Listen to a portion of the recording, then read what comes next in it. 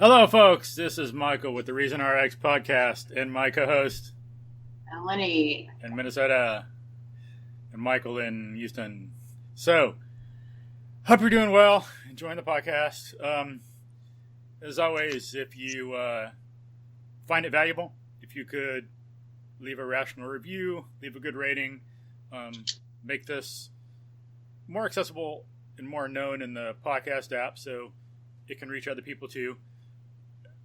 Rational ideas are valuable. We need more in the culture. We need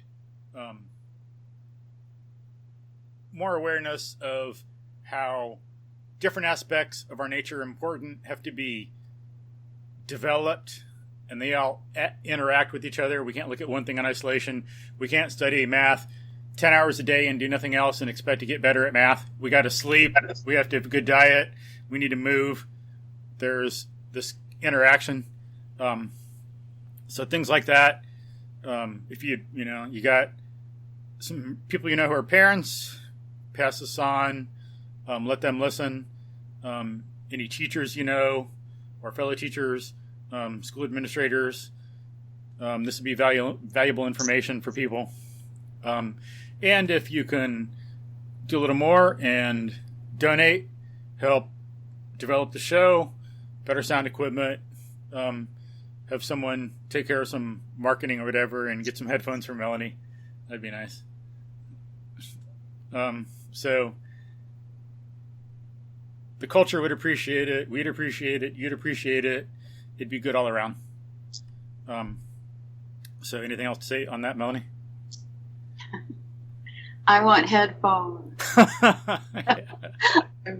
I'm just kind of kidding. Yeah. But there is a lot that goes into making a podcast, which we didn't realize when we set on this journey. And because of that, it's great, that people value it and they want to show they do. Even a smallest amount will be appreciated and helpful. So that would be great. Thanks. $3 a month, $5 a month. 100, 500. I mean, yeah. If it's worth a lot to you. If someone can afford it, some people can. They have plenty. Yeah, there's.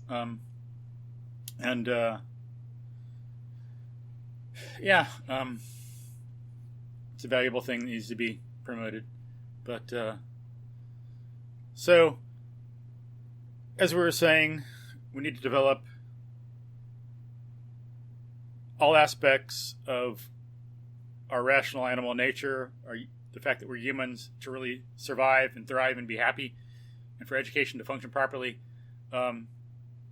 It comes up in the book Spark by John Rady, and it's something that Maria Montessori knew long ago in some ways, because that's a starting point that we can build on. We don't have to know every single thing before we can ever act. And sometimes a scientific explanation does not add anything to our action, or it never adds anything to reality. Reality is already there. It's just a matter of when we finally figure it out.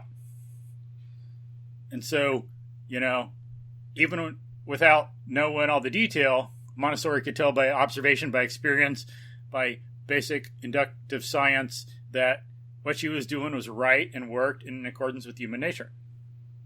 And she knew that you had to look at different aspects of a person. They're in the classroom, they're moving around, they're sitting on the floor, they do gardening, they get outside, they do chores. So there's individual behavior, action, social behavior.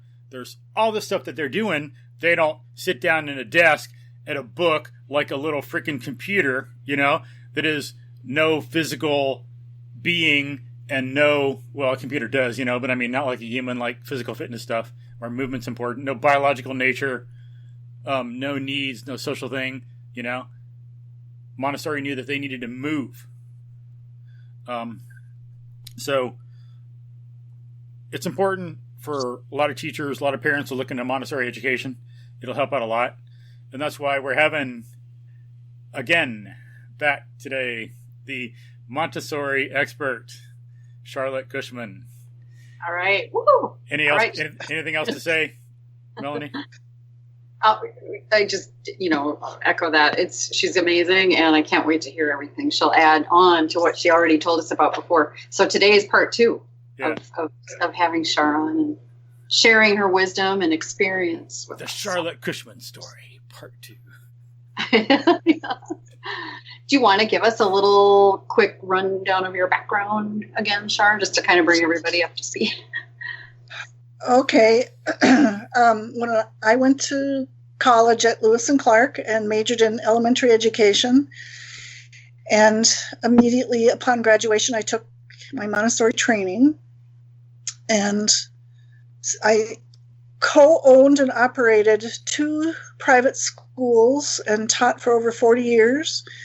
And then I wrote 2 books, Montessori, Why It Matters for Your Child's Success and Happiness, and then a children's book called Your Life Belongs to You, which is the history of the United States. Also, to back up, when I was in college, I went on an overseas study program to Japan, and I did my independent study project on discipline in Japan, which at that time was very different from the way we discipline our kids in this country. So that's the background. Cool. Which would be interesting to hear a little bit about if you want to just to give us a little light in that. What did you find out when you were there? Well, you want to get into that later? Because we're going to talk about discipline a lot. Oh, for just the discipline side? Okay. Yeah, we could do that. I don't know if you want to get into the discipline thing in Japan, so we'll be talking about that more later. Yeah, we can do that later. Yeah. That's sure. But unless you want to talk about how you enjoyed the sushi and things like that and make us jealous. And how you got to see some of the things that inspired Frank Lloyd Wright. I don't think we saw that building. I loved Japan, though. Loved it. Yeah. Be nice. But, so, and then folks can look back at the previous episode. Was it 19, Melanie? No, that was Janet. I forgot, but look back at a previous episode and listen to that. And Charlotte discusses more of her, episode 21. She discusses more of her background. And that's a good episode to listen to anyway. Yeah, it's episode 21. That's right. Yeah. So, one thing we need to do, we didn't do last time, had a lot of good discussion, but to make sure folks are clear, I mean, I put links in the show notes, but it'd be good for someone who's taught Montessori, has children who've gone to Montessori, has written books about Montessori, has owned a Montessori school, and is trained under someone who was trained under Montessori, or trained with Montessori herself and who knew her. It'd be good for you to talk about what Montessori is. Talk about, for one thing, we need to know what it is so we can institute some of those ideas and principles into the home and the classroom. Although really Montessori is a system, and properly done, it has to be done as a whole integrated, unified, holistic system. But better something than nothing. But and then I forgot what I was going to say. So yeah, we need to know how to tell the good from the bad. What's Montessori in name only and is really fake and is not really Montessori versus what's authentic, substantial, essential Montessori. So will you elaborate and enlighten us? We'd like an encyclopedia, please. Okay. Montessori is a system of education that was developed by a woman named Maria Montessori, who was she was the first doctor in Italy and first woman doctor. First woman doctor, yeah. Thanks. The first doctor Italy ever had. And then she got involved in education, and then, then she developed it from there. But if you want to explain to people what Montessori is in one word, Harry Binswanger and Michael Berliner wrote a really, really excellent article about what Montessori is years ago. And they started out by saying, in a word, it's independence. So in the Montessori method, we're trying to get the child to be independent, to dress themselves, to choose their own work, to do their own thinking, and all of that. One of the key things in the Montessori method is that children have sensitive periods for learning. And Montessori did not primarily discover them, but she discovered that sensitive periods go far beyond what was thought. A sensitive period is a time in your life where you're naturally drawn towards learning something. And nobody sits down and teaches you. Like, nobody sits down and teaches children how to crawl or how to walk, how to talk. They observe, and when their brain is ready, that's the sensitive period. Then they very naturally are drawn right in towards doing it. Now, once that sensitive period is gone, though, that part of the brain, kind of closes down, and then the next part opens up.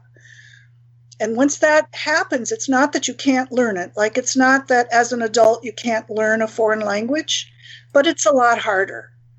So one of the glories of the Montessori system is that it gets the children in all their sensitive periods, because there's a sensitive period for grammar, a sensitive period for reading, a sensitive period for addition, subtraction, multiplication, division. There's a sensitive period for social skills, a sensitive period for concentration, and all of that. So that part is very important, an important part of the Montessori method. Montessori developed materials for the children to work with, and they're all systematic. So it starts out with things that are very concrete, things that are very simple, and it goes step by step by step towards the abstract, or step by step towards things that are more challenging. And then these materials that she developed, for the most part, not 100%, but for the most part, they have a control of error in them, so that if a child is working with some math material and they're making mistakes, they can see for themselves that they made a mistake. It doesn't take an adult to come by and say, oh, you made a mistake. They can see, and then they can redo it and keep working on it as much as they need to until they understand it. And understanding is very important in Montessori. It's not a system of memorization. It's a system of understanding. For example, when they learn multiplication, they work with beads and other things where they learn what multiplication is. What is it? What does it mean? What does it involve? Once they understand the process of multiplication, then eventually they can memorize the tables. But they don't do that, right away. Then another aspect of Montessori is the mixed age groups. That's very important. You have 2-year-olds, 3-year-olds, 4-year-olds, 5-year-olds, and 6-year-olds all in the same class. It's beneficial for everybody. And it's natural. The young children come in, and how did they learn how to walk, and how did they learn how to talk? Well, it was from observing the adult. So they come into this classroom of older children, and they observe them and they learn.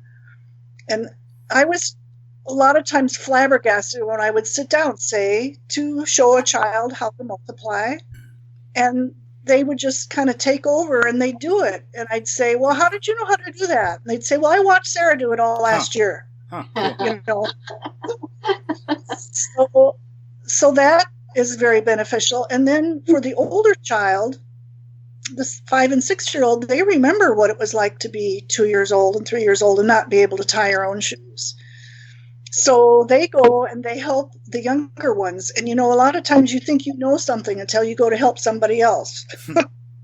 Yeah. So, and then, to see the younger kids like cut paper or pour water, to see them do that, it reminds them, oh yeah, I really like doing that when I was that age. And so they'll take it up and they'll practice it again. And maybe some of the older kids really need to practice that again. Maybe they're still having a little trouble with the pencil, and they need to spin their head a little bit. So that's I don't know why some Montessori schools separate the kids out. Like they'll have a 3-year-old room and a 4-year-old room, and that's just not. That's not Montessori. It's not true Montessori. Mm-hmm.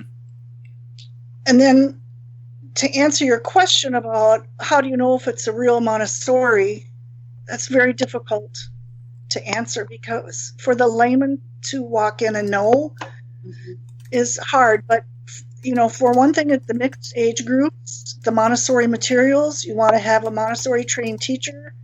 If you walk in and the kids are chaotic, well, of course, it's different than the traditional classroom where everybody's doing the same thing all at the same time. The children are all working independently. So some people may think that's chaotic because they're not used to that. But I mean, if the kids are running around the room and throwing things and the teacher does nothing, it's not okay. Yeah.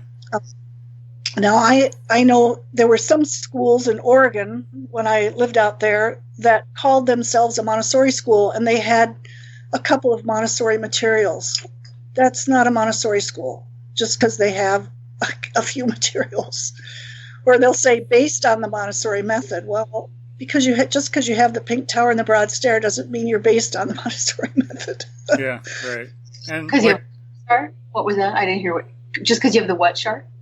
Just because you have the pink tower and the broad stair, that doesn't mean you're based on the Montessori method. Sorry. And what tools are those? What are they used for? Those are sensorial materials. The tower is used to teach the child about size discrimination, and the broad stair is width discrimination. And how do they work? How could people picture it in their heads? Well, the tower is in 10. It has 10 pieces to it. It starts out with the biggest cube, and then each cube thereafter goes a little bit smaller until you get to the tiniest cube, which is 1 centimeter on each side. And you take the child to the mat, you take the child to the shelf and you show them how to carry them, and they carry them one by one with one hand on top and one hand on the bottom, because you want them not just visually to see the difference in size, but to feel the difference in size, and also the difference in weight. Mm-hmm. They carry them to the mat one by one. Then the child sits there and you tell them to watch you. Mm-hmm. And you show them how to build it one by one.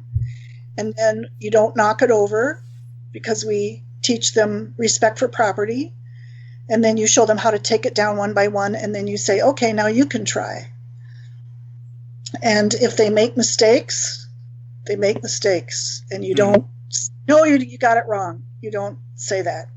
If they are abusive with the material and they're knocking it over on purpose, then you say, let's put it away. But if they're making a lot of mistakes, you can say, watch me again. Mm-hmm. And then you can show it to them again. But usually I didn't do that. I just let them go. And then in time, especially, again, because they're in an environment with older kids, they get to watch the kids who know how to put it in order again and again and again. So they get the demonstration again. And eventually they get it right. They put them in the proper order. And then once they do that, then you can show them variations to it where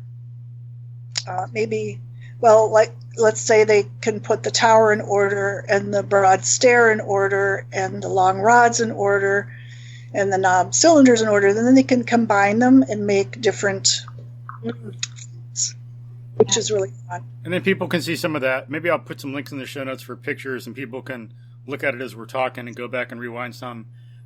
Yes. But some of the stuff's pictured in, what is it, Dr. Montessori's own handbook? Is that the one that has these?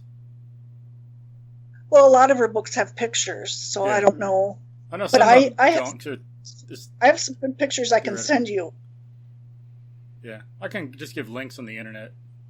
Be easier for people, I think. I have some pictures that I can send you. Okay, cool, thanks. What's a stair thing?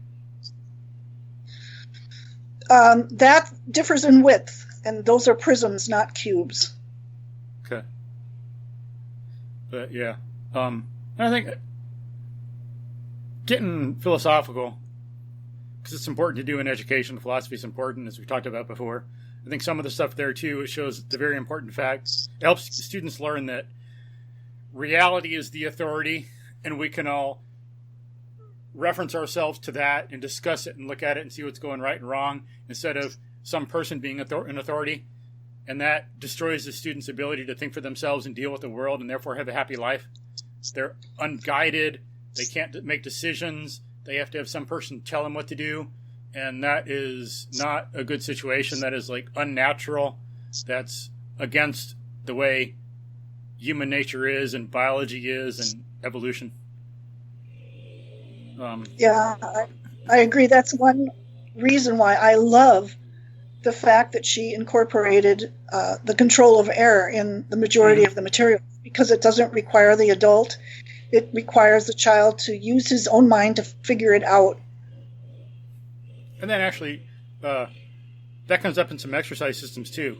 Jay Bido, who I talked to recently, was talking about some exercise systems that use self-limiting movement. So it's like self-corrective.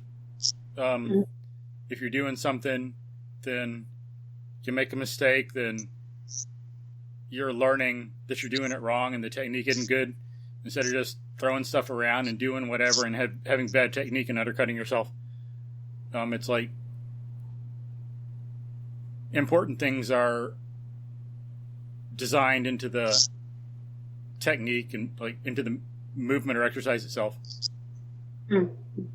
But then another way to put some of that, one of the things you said about what an authentic Montessori classroom would be like. Some people might not be able to see what's really going on, but maybe if they think about, what if adults were doing this? If adults are in a class or at work, and if they're throwing stuff around, well, clearly that's not a well-ordered business of rational people functioning independently. So it'd be the same with kids. But if the kids are, like in some offices, people are running around, there's all this chaos, they're not sitting quietly at their desk waiting for permission to move, but they're getting something done, they're purposeful, they're independent, they're not getting in the way of each other, and there's this important activity going on, and no one complains about that. So if something like that is going on in a classroom, where a kid is sitting down and all of a sudden gets up and goes like hurriedly to pick up something and bring it back and sits down and does his work, well, that's just like someone going to the copy machine, you know? So if there's something like that going on, then it's more likely, okay, that might be a way for some people to think about it that's more in their own experience. Because comparing it just to how a lot of the conventional classrooms are, where students are required to sit there as if they're dead and have no life, as if they're just a little rock sitting in front of a book, that's not a valid measurement or standard for how students should be. And that's against their nature. Montessori knew that students moved around. She did not have them sit at desks because she knew it was their nature to move. So she was being true to their nature. Right. And they are growing. Their muscles are growing and they need to move. It's actually cool to make them just sit there. Yeah. Right. We've discussed that. That's why the holistic thing's important. We've talked about it. And the shows it comes up again. It's like Montessori knew that. It's important for education. It's important for having children develop properly in all aspects of their being and their nature. And that's why we talked about on this podcast, we talk to people who are experts in fitness, because it's not irrelevant. Movement is important to our being. And as we've talked about, to remind people, J.J. Gibson, the great psychologist, developed the idea of ecological perception. You don't see or do anything in 2 dimensions or without moving. Perception happens as you move through the environment. No movement, then impaired perception. And even without knowing all that, Montessori knew something was going on that she had to develop. And then J.J. Gibson comes along and does work that really digs into and explains what was already there and is already happening in the world. So.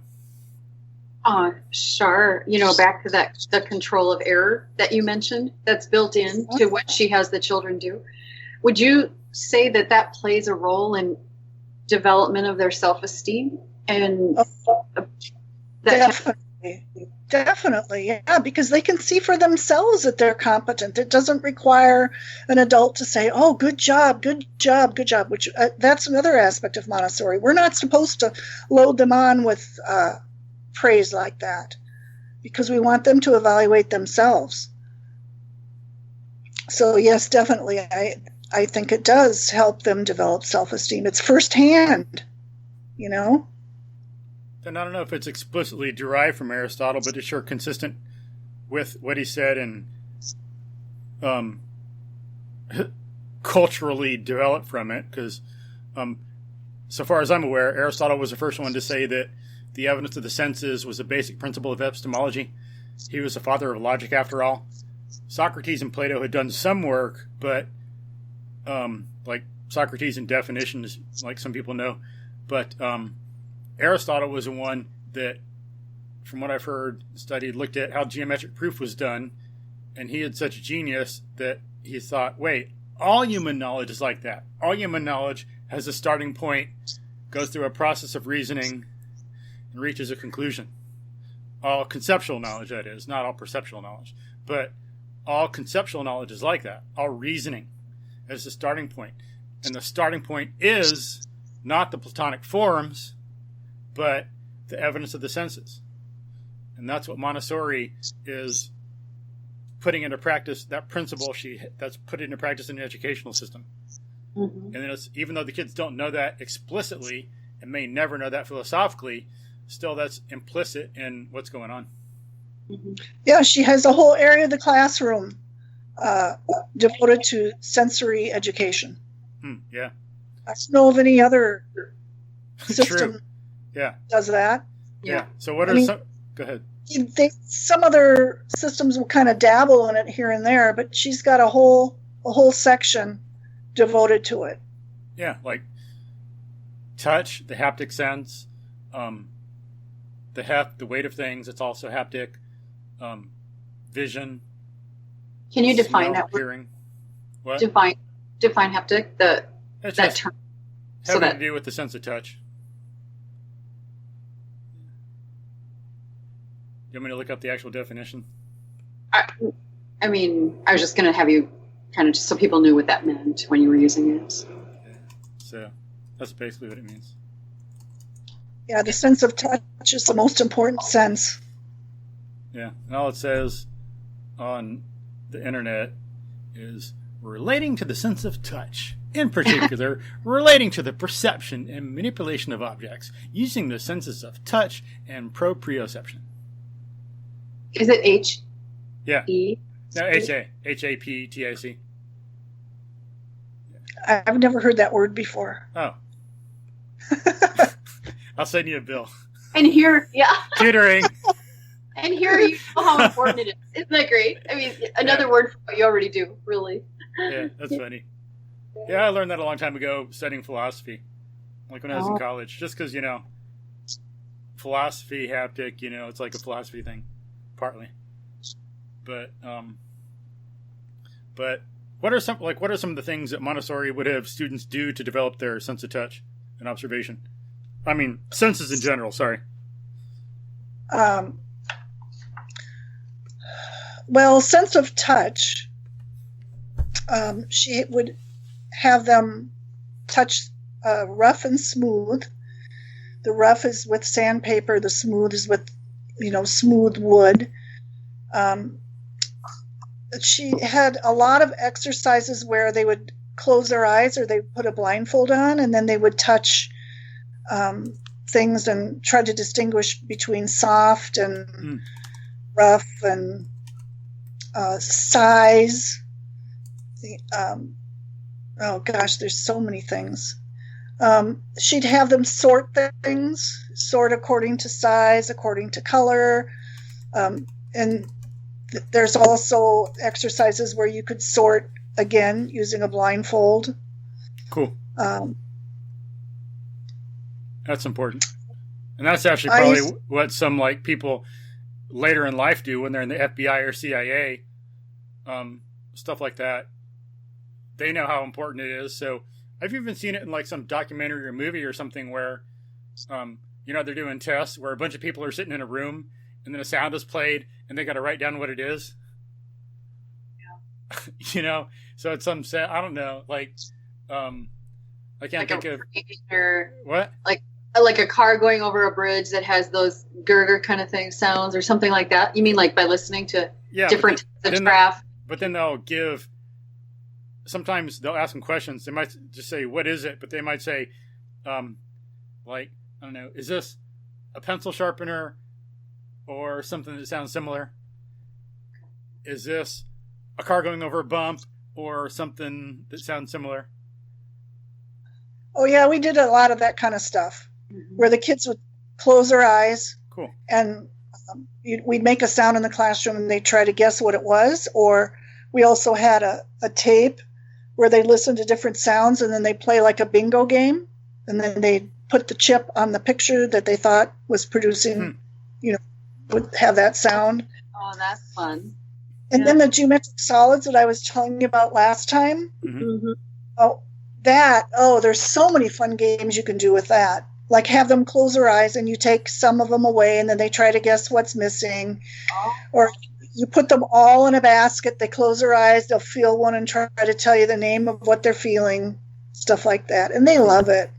And then the interesting thing was Montessori knew explicitly that was important because that's the basis of science.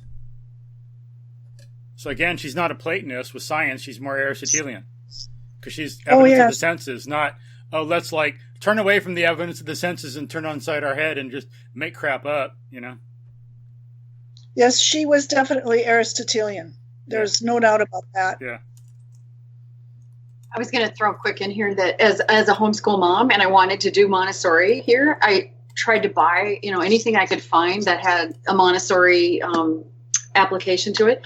And some of the stuff that I had, I realized, I could have probably made this rather than getting it as a Montessori thing. So any parents out there listening that it's never too late to have your children put a little blindfold on and play that game with them. Right. One of the things we had, I was just going to throw, the closing the eyes thing was fun. The kids, all three of my kids loved doing that.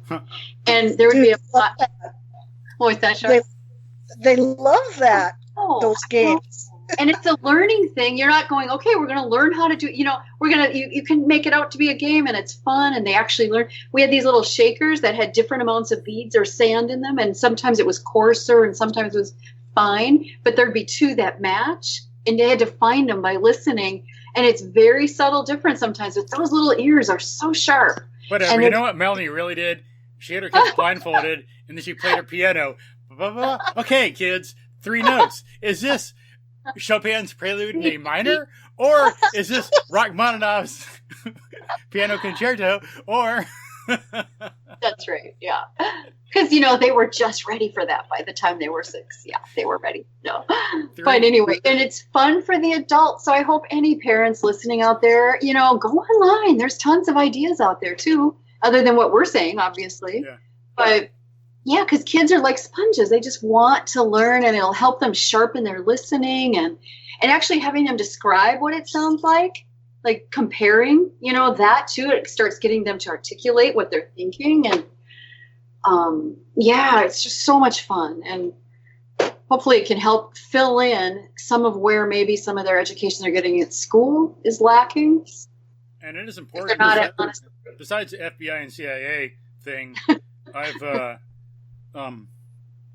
like when we talked to Kim Cabrera about tracking, she recommends drawing a track until you can get it down.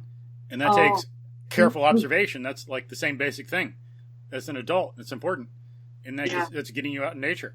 I also heard about I don't remember who the guy was, some great biologist, a teacher. He would have his graduate students look at some animal or plant or something, and he'd have them describe it. He'd say, okay, I want you to write down 100 things about this. And they look at it and they're writing, and they come to him with like 3 or 6, and that's all they can do. He says, no, get out of here. You know, he wouldn't say it like that, I guess, but basically, get the heck out of my office, go back over there and think. I want 100 things, different descriptions and identifications you've made about that thing. So it's like the same thing. You're learning to differentiate the two sounds or whatever, and you have to put it in words and describe it.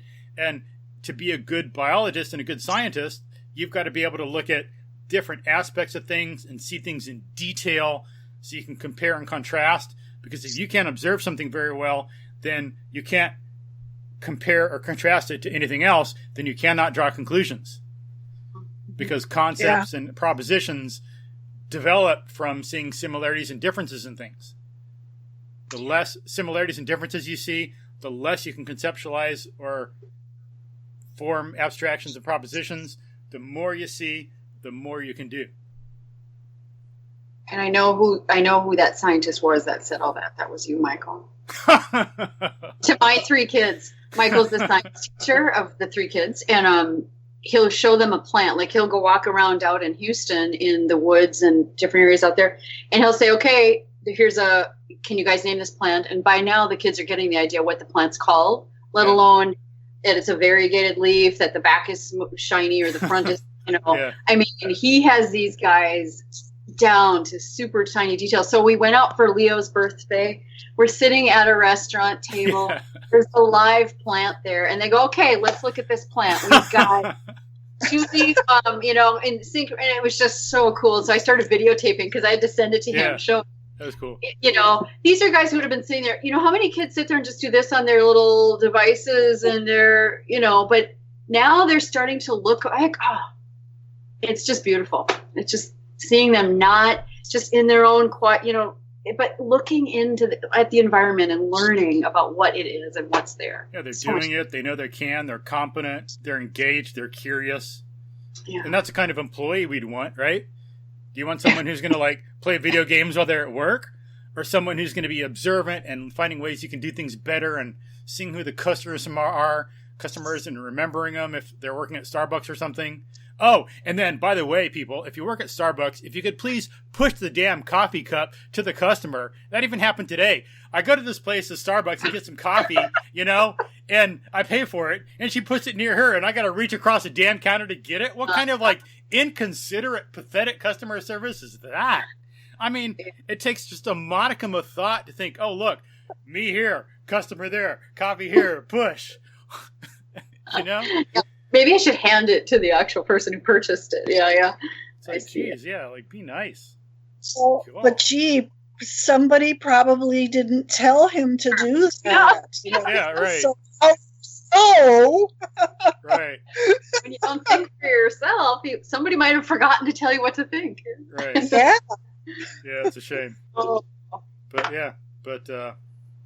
So when they're thinking for themselves and they're being observant, they're going to be a lot better employees and going to make the experience for their fellow employees better and for the customers, and it's a better world. I mean, wouldn't you like that if you had more of that stuff going on and people were more engaged and talking to you? I was talking to someone, I think we had this person on our podcast. Someone was saying, was it Scott Harris that, on one podcast, I think he said someone he read about would, instead of not talking to people in the elevator or just talking about the weather, he'd ask them stuff like, what's the most exciting thing that happened to you today? Or, I don't know to what extent he did all this, but maybe what have you learned most in life? What's the most important thing? Or what do you wish you had done before? Or stuff like that. More significant questions. Interesting, yeah. And even it doesn't have to be like that, but even if someone's at a place like Starbucks and they're just learning how to work and deal with people, they can even start asking, how's the weather? that could be a step in the right direction for them. And if they're more observant and independent, then they learn what the common responses are, how people act. They could start to generalize and develop more topics of conversation and more social skills from there. But so Char, about, when the kids are in your classroom, and did parents ever come and observe that and then notice like, wow, I never thought of doing that with them? Or did you have any much interaction with parents during all of their education? Yeah, we parents were allowed to come in and observe, and I personally didn't care how long they stayed. They could be there all during the session. I liked it because I felt it was important for them to know what was going on, But I also gave education nights. So like one night I would spend on practical life, then another night sensorial, another night language, another night math, another night discipline.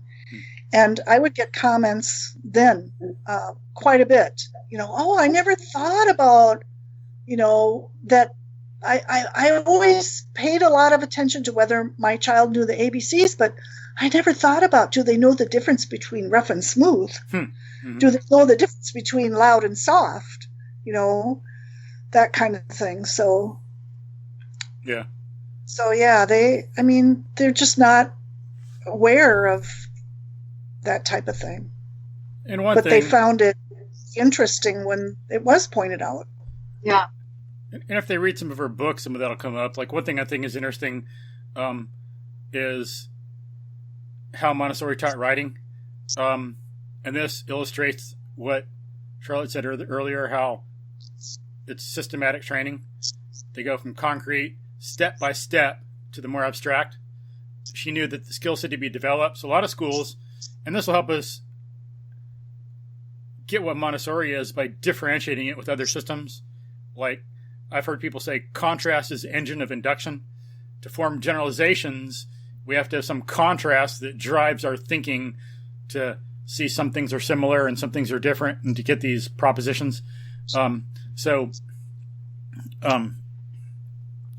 In some systems, like the way I was taught, okay, you're doing writing. So here, you got a pencil shoved into your hand, and then you're like forced to like write all of a sudden. But in Montessori, and I'll say a little bit, then you can tell us more, Charlotte. But I'll go ahead and say some stuff so you kind of know where I'm going. Although because you know this and more. But when they're teaching writing, what Montessori is preparing for it, because she knew that there's motor skills that have to be developed, neurological pathways that have to be laid down, even if she didn't know, the stuff we know nowadays with like myelin and how long it takes myelin to like lay down, and the fact that you need some like cholesterol for it to form and all this stuff. But she knew, just like people did in ancient times, it takes practice to do some stuff. She broke down the skill. So to start writing, they're tracing letters with, like when they're tracing things to work on the sense of touch, it can be sandpaper or smooth, but it can be the letter A. So they trace an A on sandpaper and maybe an A or B on smooth paper.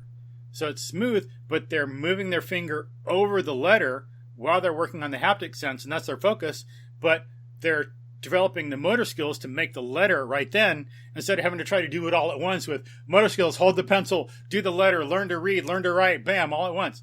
They're learning to trace the letter. And then when they're doing the cylinders that Charlotte had mentioned earlier, you've got this rectangular prism, like this little kind of box made of wood, and it's got holes cut in it. And you have these cylinders you can take out of it with knobs at the top. So you grab with 2 fingers or some fingers a little knob, and you lift up a cylinder, and you got to put it in a cylindrical hole in this long rectangular thing. And the cylinders, what they're learning is, okay, like the cylinders have different heights, and so you put them at the appropriate height, or they have different widths, and you put them at the appropriate width. That's what they're learning at the time, but they're having to use their fingers to do it, so they're learning motor control. They're having to pick it up with 2 or 3 fingers, move it over, and put it down. So they're developing that skill. And so you got all this stuff that's happening that is going to feed in to writing. Instead of doing it all at once, the skill's broken down, so they're used to tracing out the shape of the letter. They're used to using their fingers. And then they get into writing, and they can build from there. So it's an integrated system like that. Very systematic, and just kind of like MoveNat. It's developed logically. You got these logical progressions that are laid out from beginning to end of beginning movement for human beings to more complex. And right. And it goes back even further than that. Yeah, like what? Before you ever have them trace the sandpaper letters, or before you give them a pencil, you have them do things like pouring water, which strengthens their wrists, eye-hand coordination, using basters, eyedroppers, tweezers, tongs, and one thing, caps. So they've got a pitcher of water and they got to pour it into a glass, right? Right. Yeah. Clothespins, scissors, anything where they're strengthening their hand, you have them do that for a long time. And then when you see that they've mastered that kind of stuff, then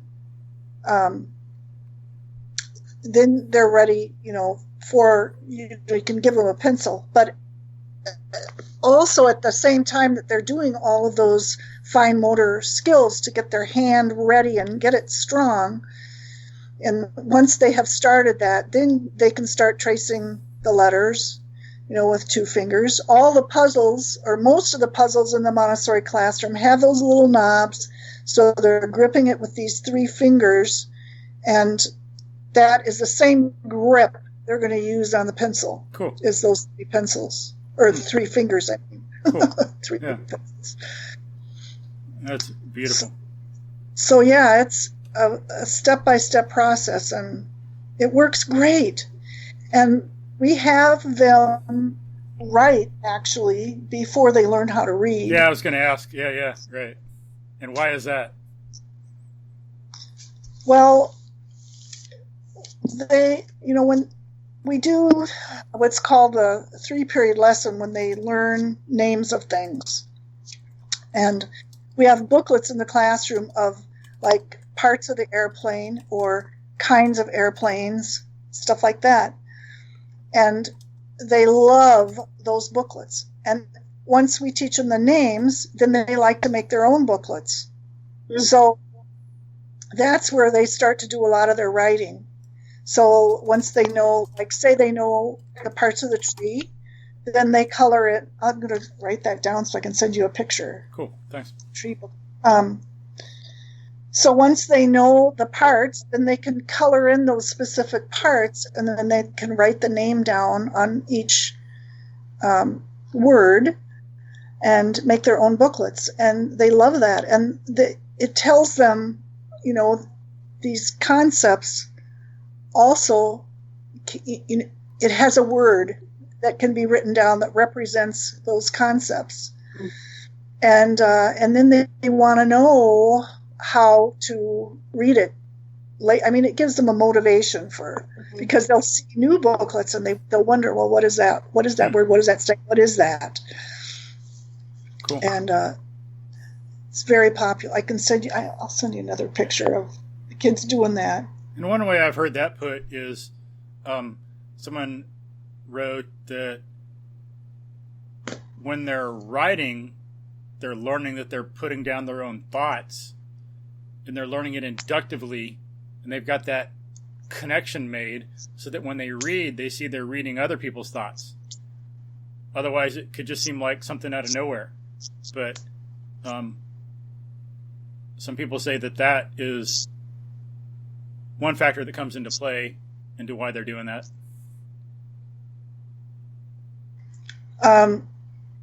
One factor that comes into play? Writing before reading, so the students know that the writing represents someone's thoughts. So when they're reading, they know that they're reading someone's thoughts. Well, I would say that probably for story writing, but at this stage that I'm talking about, it would be concepts. Mm-hmm. They're writing down the words for the concepts that they're learning. Yeah.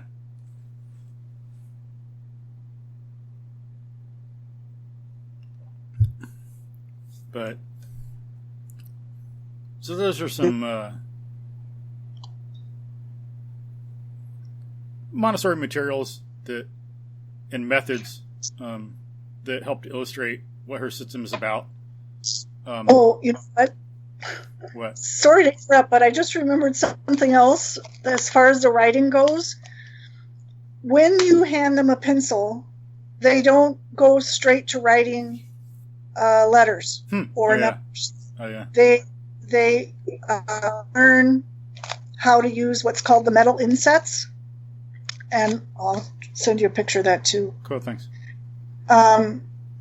With the metal insets, they learn how to control the pencil. So they're tracing around an outside inset and an inside inset, and then they draw lines in between. And with that material, all they have to concentrate on is how to manipulate the pencil and how to make it go where you want it to go, how to control the pencil. And when they get good at the metal insets, then when they go, the sandpaper letters have given them a lot of preparation for how to form the shape of the letters because they've been tracing over them for quite some time. And when they get good at the metal insets, then they can start to, they spontaneously just start to make the letters themselves. Mm-hmm. Wow, cool. You have to sit and say, this is how you make a B. They just start doing it. Did you ever have students come in from other schools and they were sort of older and they should have been farther along in the process of what they could do already? How did you handle that when that would happen? Well, that was difficult because usually those kids were past the sensitive period for concentration. They were not used to finding their own work to do. And so they would just wander around the room, and sometimes they would end up to be, discipline issues. But you just have to keep directing them back to doing something productive. And it would take longer. Like I said, once you're past the sensitive period, it isn't that you can't. It's not that they couldn't learn how to concentrate, but it was harder to get them to do that. Now, the children that would start elementary Montessori without previous Montessori experience, it would be even harder still, but they still, it was still beneficial, even so. It was beneficial for all of them. Mm-hmm. Yeah.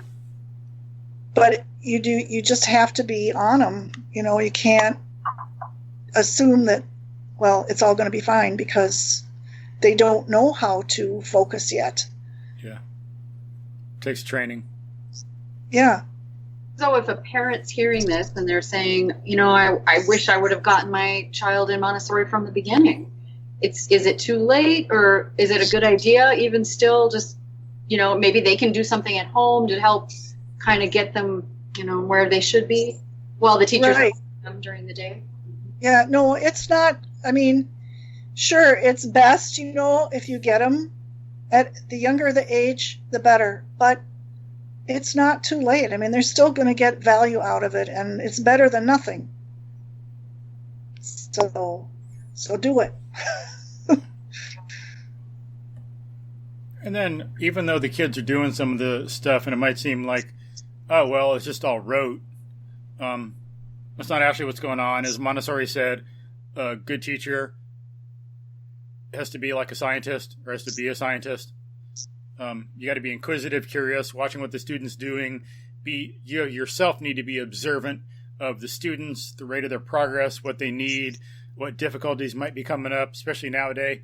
It's different in our time than her time, because nowadays we got a lot more dyslexia, ADHD, autism, all these other things. you got to be really researching what can happen because of neurological conditions, diet, sleep, and stuff like that, and be on the lookout for that. If people want to, they can listen to our, episode 19 with Janet Oliver, neurodevelopment specialist. She discusses some of that. Neurodevelopment is very important for children, and it affects us. What happens when you're young affects you as an adult,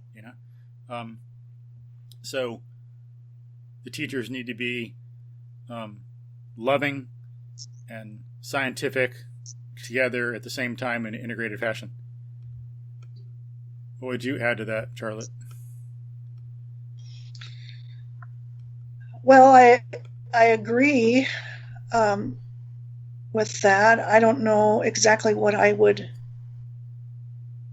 add. If you know what their sensitive periods are.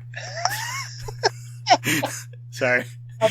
I was just doing a little dance pretending I show off, like even Charlotte can't add to what I said. So. Okay. Screwing around. Back to reality. Cut. Take two. Observation is a big...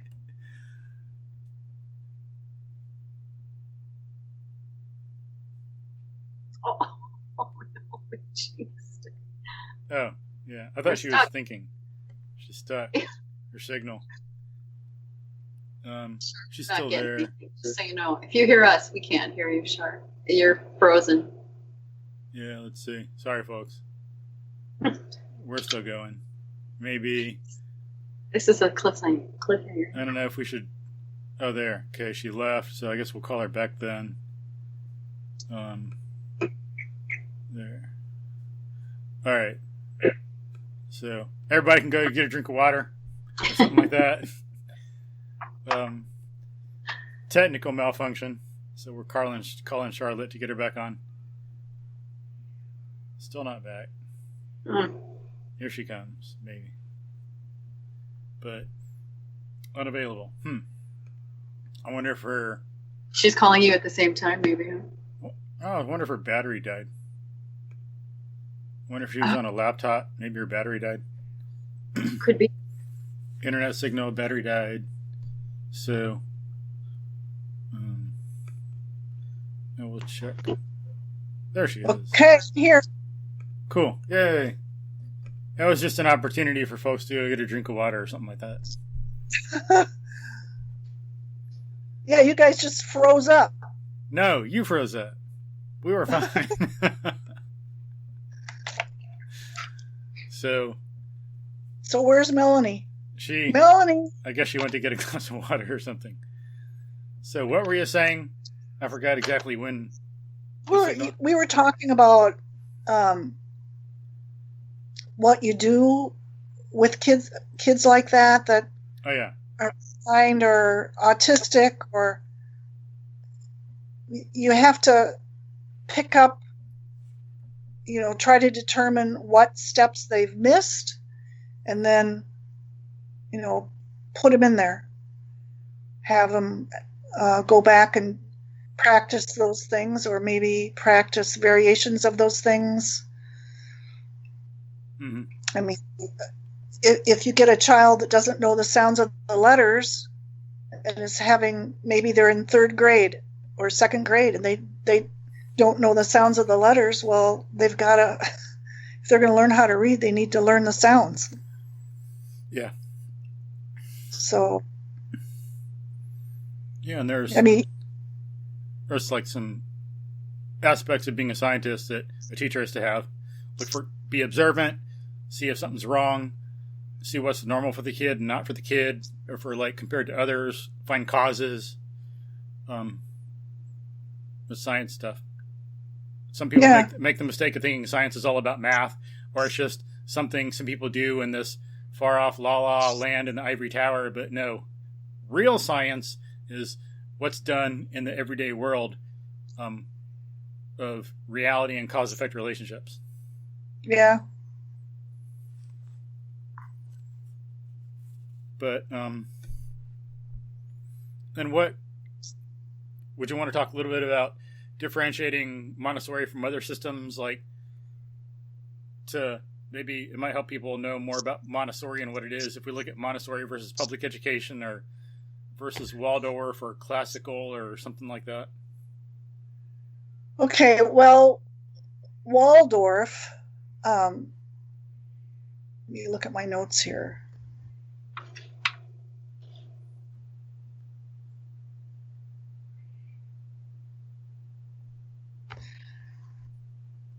Montessori is reality-based.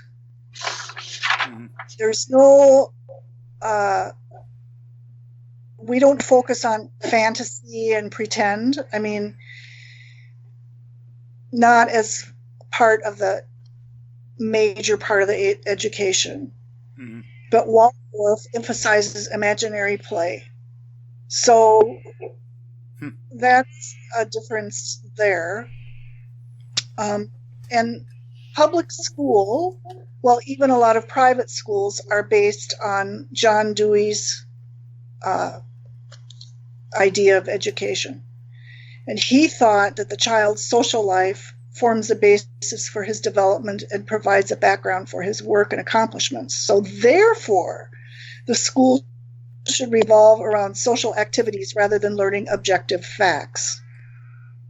He also did not think that the adult should be the authority. So those are major problems. Mm-hmm. Yeah, I think especially when they're younger. I've heard that there's major problems when kids are learning too much fantasy stuff when they're too young to grasp it. What do you think that might be until they're 2 or 3 or 5 or what? Well, it's a gradual process. Mm-hmm.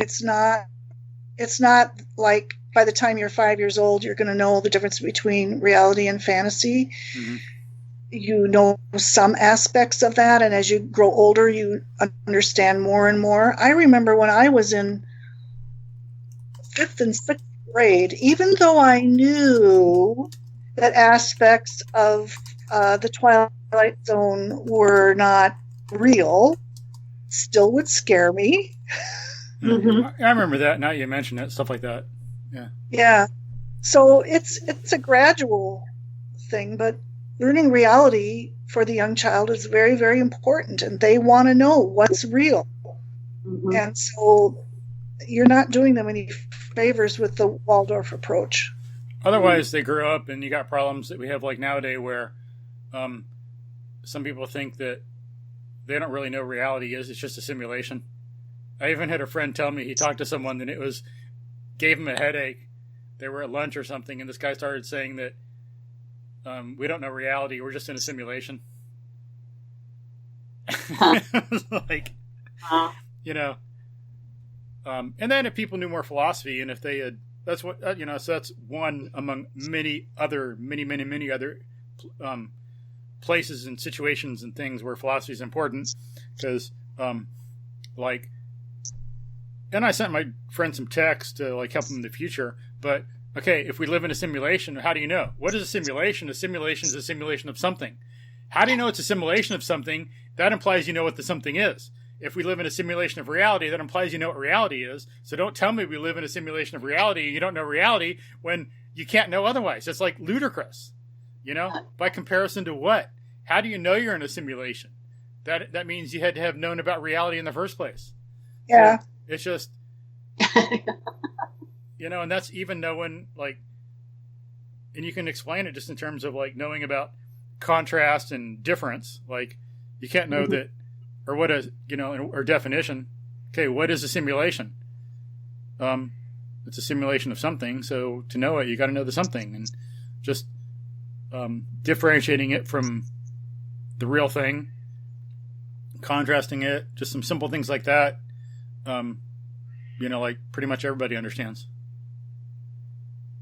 But yeah, then you got too much imagination stuff at too early an age, and they can't tell the difference between reality and fantasy, and they have stuff like that, and then they're confused and anxious and live in anxiety and have psychological problems.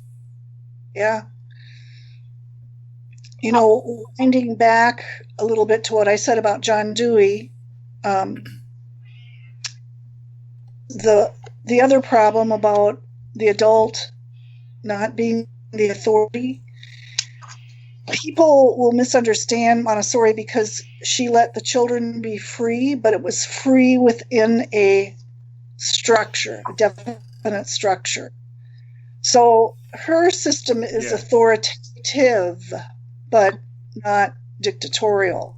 Mm-hmm. And so I just kind of wanted to clear that up because I wouldn't misunderstand that. Yeah. It's not like the teacher stands there and says, you have to do this and you have to do that, but it's not a free-for-all either. They can do work that they are ready for and work that they've been shown, and they are free to choose that. But they're not free to do just whatever. Like for example, if some child decides, I guess I don't want to learn how to read, and so I'm not going to. No. Yeah, and that's the unschooling thing. I'll do it when I want to.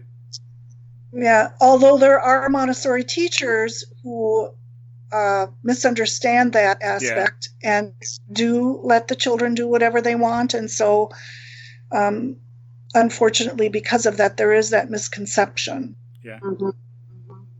And I've heard some people in regard to parenting make that distinction that you're talking about as the distinctions are made as authoritative versus authoritarian. So, yeah, they're not, Montessori proper is not authoritarian, but it is authoritative. Yeah, and again, the word authoritative comes from the word authority. Mm-hmm. You do have to have authority. The adults are the authority. The child does not know what he needs to know when he grows up. They rely on us for their very survival. So the adults are the authority. But the point is, the authoritative adult allows a child to make choices and will change their discipline or their rules or whatever as a child shows more maturity. And that's basically in Montessori, we do the same thing. I think that's so important in different ways. Like if people think about it, they need an adult as an authority for different reasons. They need a role model so they can see that, whoa, someone actually does know something. It's possible. This is the human state. Because if you pretend that you don't know anything, that's what they have to look, and that's what they're going to learn. That's a bad lesson. And I go so far as to say it's unethical and immoral. Well, what shaky ground for a child to grow up on that no one around me knows anything. Yeah. It's up to me to figure it out, but if no one to turn to, no one to rely on. And that's part of the thing I was going to say too, like that, and they need an adult who knows something for the security. It's very important. They're vulnerable. They depend on you for survival. And if you're presenting the idea that you don't know anything and you're unsure, what does that do for their security and their self-confidence and their psychology? It would wreck it. You took the word right out of my mouth. I know. I was going to say just about the same thing. So you can do your dance again. Yeah. It was quantum coupling. I did this quantum coupling and determined what your brain was going to do, and then I stripped it away and said it first. People, the big thing is self-esteem, right? Everybody wants their child to have self-esteem. Well, and I agree, but they don't think about those kinds of things. That's going to make them feel insecure, by being around a insecure adult. Yeah, that's like what you're modeling. Just like one reason we have a lot of people with a lot of pains and health issues and stuff nowadays is because we had bad movement role models growing up. There's bad ideas in the culture about what movement and exercise really was, what we should allow. We didn't have good movement role models.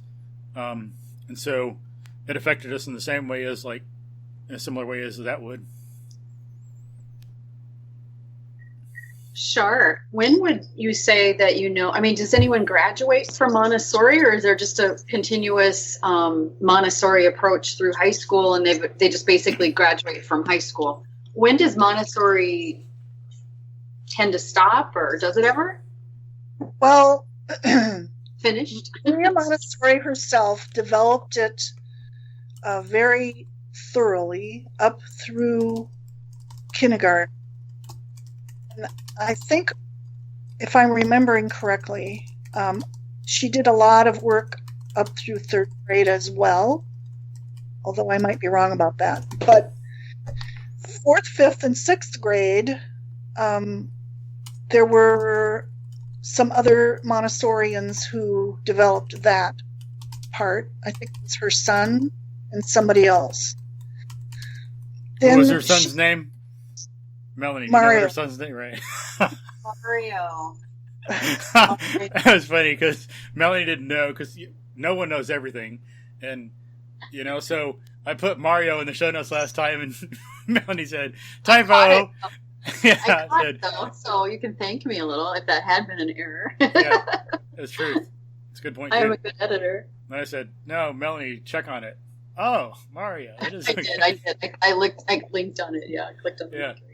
Yeah, that was funny. But anyway, go ahead, Charlotte. Yeah, your son. Okay, then starting in middle school, Montessori she wrote some things about how she thought it should be done at that age.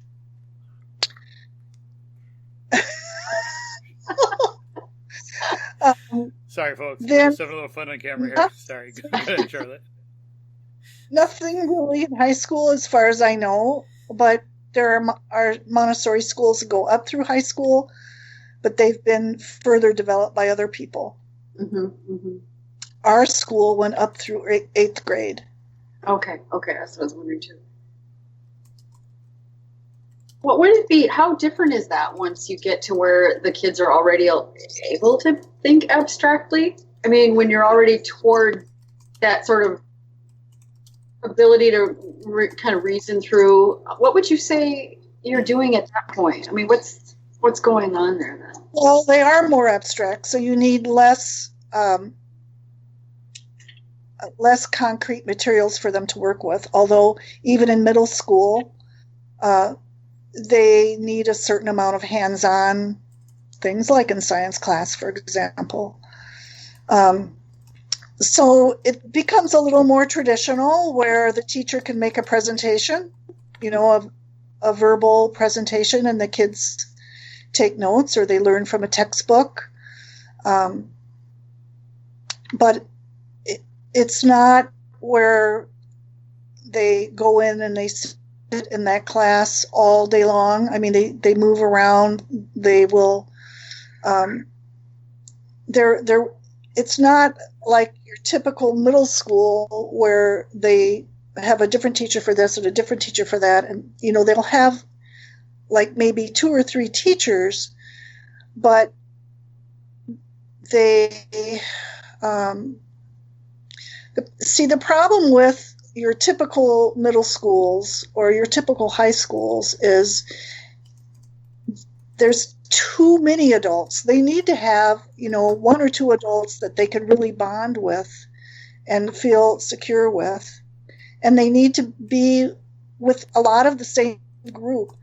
In Montessori, when they start with kids when they're preschool, and then by the time they get to middle school and high school, and they're starting to develop their own ideas about politics or philosophy or whatever, and they're getting these ideas in their head, and they need to they want to discuss them and talk about them. They need to be with kids they can trust, and not with kids that are going to start bullying them and put them down because they think this or that. And when you have a smaller, more kind of intimate group that they've known for a long time, they're going to feel more secure expressing all of that. So, in your typical middle school, they're going, like, maybe they have 6, 7 different teachers in a day and all these different classes. It's just too much. Yeah, and the class sizes are too big and the school's too big, and it's an unnatural situation, so it's no wonder there's many behavior problems and psychological problems in schools. Mm-hmm. Yeah.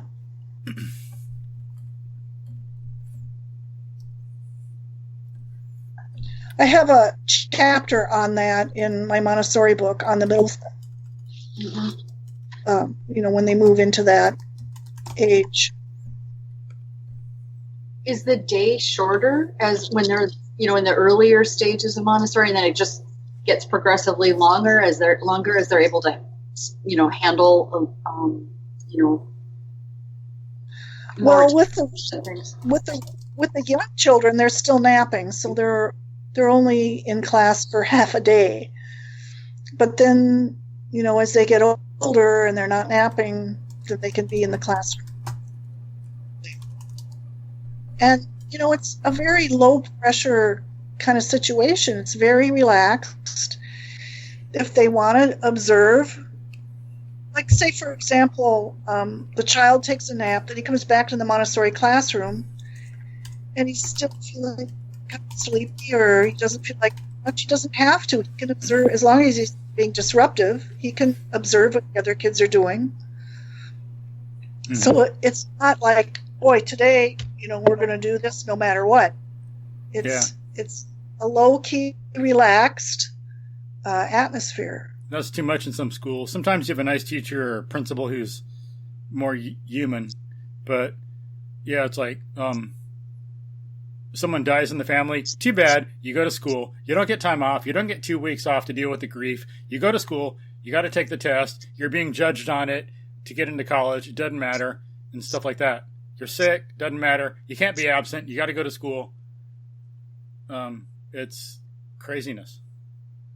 Yeah, and because Montessori is based on the individual, if they miss a week because of a death or something, then they come back and they just start from where they left off. Mm-hmm. Now that would be, that's going to vary. That's not going to be quite so much in as they get older, because as they get older, then they're going to do more lessons with the group mm-hmm.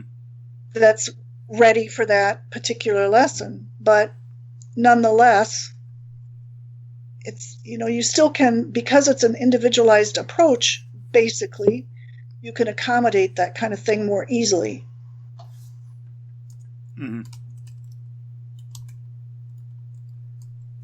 And one thing that differentiates Montessori from some other stuff, other systems, I don't know if any systems developed later using this principle after Montessori, but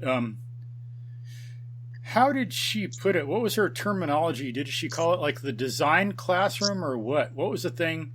Because the students are free to do everything, but it's all kind of the way she put it was all the prepared environment. Yeah, like, so you don't have to give them instruction because it's already bound up in the material object. And like there's that self-correcting factor, but there's also that self-directing factor that's materialized in the thing.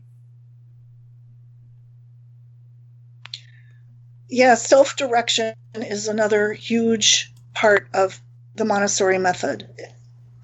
The teacher gives them presentations on what they are ready for in their sensitive period, and then they are free to repeat it as much as they need to until they perfect it, until they understand it. Yeah. So, and the materials, for the most part, in the classroom are displayed in order on the shelf. So they can look and they can see where they're headed or what they're going to be ready for. Or they watch the older children and they know they're going to be ready for that someday. So they can actually observe the progression on their own. Mm-hmm. Yeah.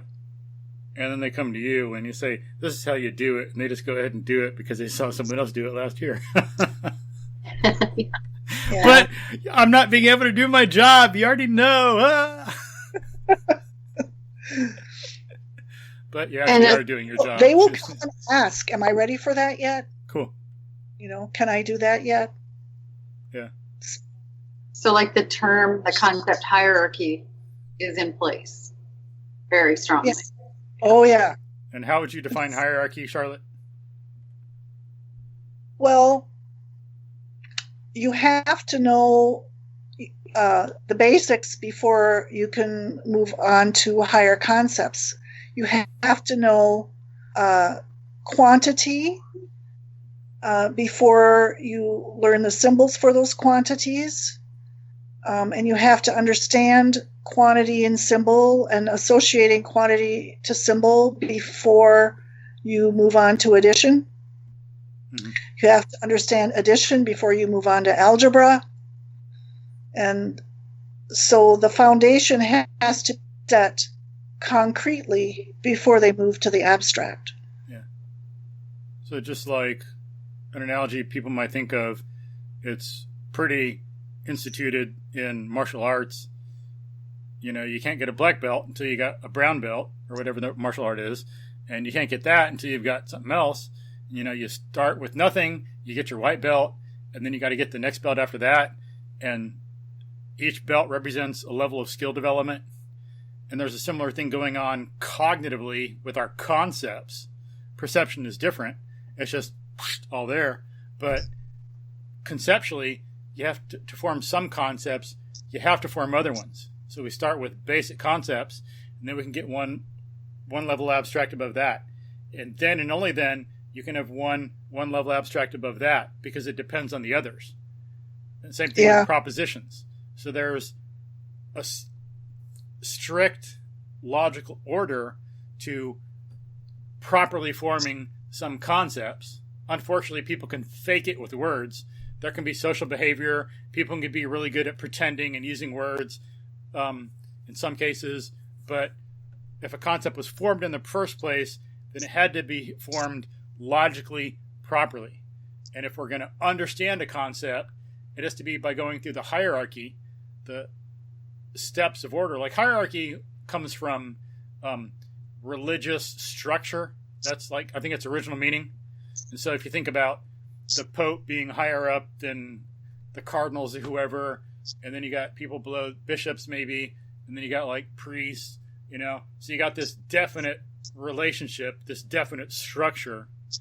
And that's another thing folks can think of to get an idea about the ordering of concepts and propositions, more and more abstract.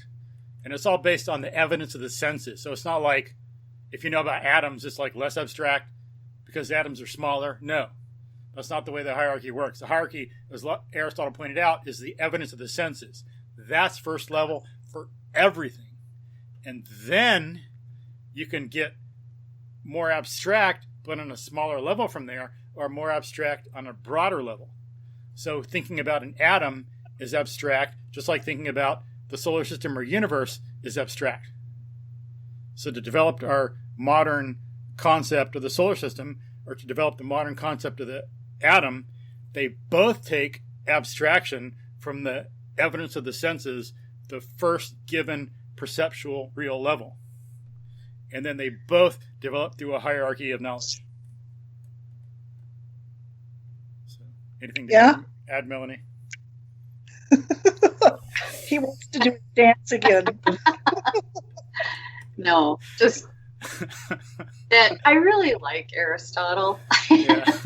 I really like his approach because it's so easy to understand it. You don't have to sort of suspend anything. You go, okay, I guess that's, you know what I mean? It's just so obvious. And I think if more people were kind of exposed to him, because I sure know I wasn't at all when I was growing up. I never had anything like this growing up, you know, so, and it would have made such a difference, you know, because college, you feel like you're kind of fumbling anyway, but wouldn't it be cool to go into that knowing, here, I already got this understood. Now I can build on that. Yeah. So, and I think Montessori just sets that up so well. Yeah, yeah. And it'd be easier to teach people what induction and deduction were. And as I said in the podcast before, I think it's an intellectual crime that students graduate from junior high school and even high school and even junior high school without being able to tell you what the difference between induction and deduction are. That's just a basic idea of how our minds work. And, as I said, we're holistic beings. We're whole human integrated rational animals. And we need to know the different aspects and know how they work to have a full, thriving, happy life. Yeah, we can clearly, if you look out, you can see people who are happy and can be successful and stuff, but we're impaired if we don't know some basics like induction and deduction, because it's not that hard. And that, that's important for knowing how our mind works, how to properly form conclusions. And that if people knew a little bit about definitions and concepts and induction to deduction, there'd be a lot less confusion and frustration about some scientific claims, because it'd be easy to dismiss them, because people would know that, hey, you don't have the right concretes to draw that conclusion. Dismissed. You're doing the fallacy of jumping to conclusions. Simple things like that. Like, I don't know exactly what you do as a biologist, but I know there are certain steps you need to take in your reasoning, and you're missing these steps. That's why you're wrong.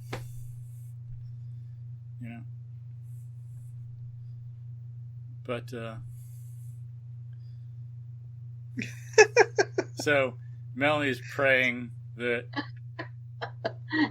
we stop soon. But yeah, because she's got to. I'm praying I will have to eat and do some stuff later. So yeah, we'll have to stop soon. So that was an interesting discussion. That should be valuable for a lot of people, knowing what Montessori really is, because knowing that helps us know better what education is and should be, how to educate and raise our children and our students, and then seeing how it's different from a little bit from some other systems of education. Any last words, Charlotte? I can't really think of anything to add. I probably will after we're done. Yeah, that always happens. Yeah, but that'll be for another day. Just write it down and we can talk about it. Okay.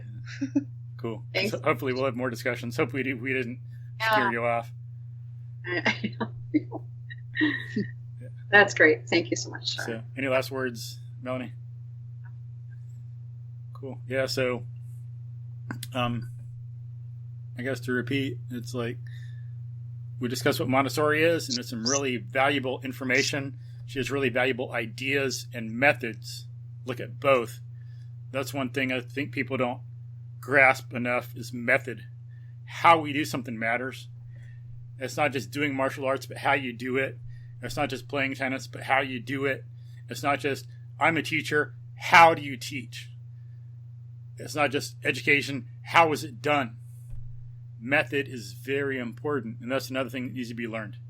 But how Montessori did things, what she does, part of the how you could think of as the fact that it's connected. She doesn't just do things in isolation. As we talked about with writing, you have this whole connected, integrated process. It's just beautiful. Yeah, and I wanted to make a plug for Char's book. It's really good. She's got a few books out, and her Montessori book and her short story on American, coming of our country. So I would highly recommend parents pick those up. What you can gain from them is immeasurable. So. And we'll link to them in the show notes again. We did last time also. Yeah, and hopefully folks, go ahead, what? I said she's on Amazon, so yeah. There's two Charlotte Cushmans there, Charlotte Cushman. Yeah. So you got to watch out. Yeah. For the right ones. So hopefully, if people found it valuable, and it'd be great, it'd really be good for you, your friends, the culture, if we had shared these ideas, share them with other parents, share them with your friends. Even adults could benefit from this because it'd help them make up for deficiencies in their education, or even if they had a decent one, make it better. This stuff could be used, some of the principles at work. You could go back to the basics and help your people become more creative and be able to learn to think for themselves and push coffee across the counter and think of solutions themselves and form concepts and observe. Yeah, but it's valuable for everybody. So please recommend it. Teachers, school administrators, and as we say, if you could help donate to make the program better, it'd help the culture, it'd help you, it'd help your friends, help the ideas be spread, help us develop them more. Like I've said before, it takes me a long time to make up the show notes. Melanie and I have to prepare for the podcast. Then we have to record it. And then I got to spend like hours and hours and hours putting the show notes together and posting the stuff around social media. A lot of time. And as of now, like the Steve Jobs' wife's foundation is not paying me for it, and neither is the Bill Gates and Melanie Gates Foundation. So, Melinda. Melinda. So, Melanie. Yeah.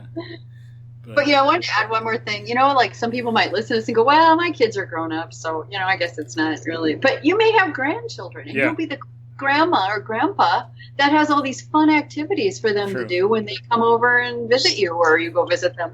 Imagine filling the day with things that aren't video games and aren't, just sitting and playing on a little handheld device. I mean, there's things you can do that'll help them grow and develop as little individuals. That's got to be more valuable than anything. Yeah, actually interacting with them. Yeah. Sure. Go ahead, Charlotte. Well, what you guys are talking about now reminds me, when you were asking me, well, if the child enters Montessori at an older age, are they going to get anything out of it? Yeah. And it reminded me that when I took the Montessori training, I mean, here I was an adult, and I learned so much about math just from the Montessori materials. So even if you don't have kids, or if your kids are beyond, or if you've got grandkids coming up and they haven't been in Montessori, it's not to say that they can't still benefit from the materials, because they're just so. I mean, there was some things that I was like just blown away.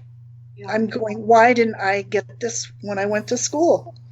Or a similar example, when I was in 8th grade, I was totally unprepared because I hadn't done enough reading and writing, and I was unprepared for sentence diagramming and grammar, and it was just a waste of my time. But you still have to sit there and go through it like a prison camp. But 10 or 15 or 20 years ago, I went through a sentence diagramming book, and it was awesome. It helped me a lot. I had done college and all this stuff, and a lot of philosophical reading, and done some writing, and so that helped. Doing that helped me grasp and make sense of grammar. It was really valuable. Or one thing I do with some students, some people, I don't tutor anymore, but maybe I'll see them and we're talking tutoring and math and stuff. And I show them what I do with area, what I've done with your kids, Melanie, how the area form. Most people learn area formulas in isolation out of nowhere, but I showed Melanie's kids how we derive one from another logically, and I showed some people that, and they're like, "Oh my God, now it makes sense. Why didn't you tell me that before?" It's because I didn't think about it. Yeah, that's how I felt. When I took the Montessori training, it was like, oh gosh, and it wasn't only things like math and grammar and stuff like that, but was even movement. Movement is so important. And I mean, I remember in junior high, I'd feel so self-conscious if I came in because I had an appointment, had to walk into the class late, and you're thinking, okay, first of all, I'm going to walk in, then I'm going to put on the desk, then I'm going to do this, then I'm going to do that. And you felt so self-conscious. Yeah, right. But Montessori, you teach the kids at the very beginning, this is how you carry a chair, this is how you walk, this is, and they become so aware of their bodies. True, yeah. And we weren't taught that. Yeah, me either. Yeah, good point. So good. Thank you, Shar. Thank you. Cool. This was fun, you guys. Hell yeah. Isn't it? Have to do it again. Yeah, it is. Yeah. So cool. All right, folks. Hope you enjoyed it, and we will talk to y'all soon.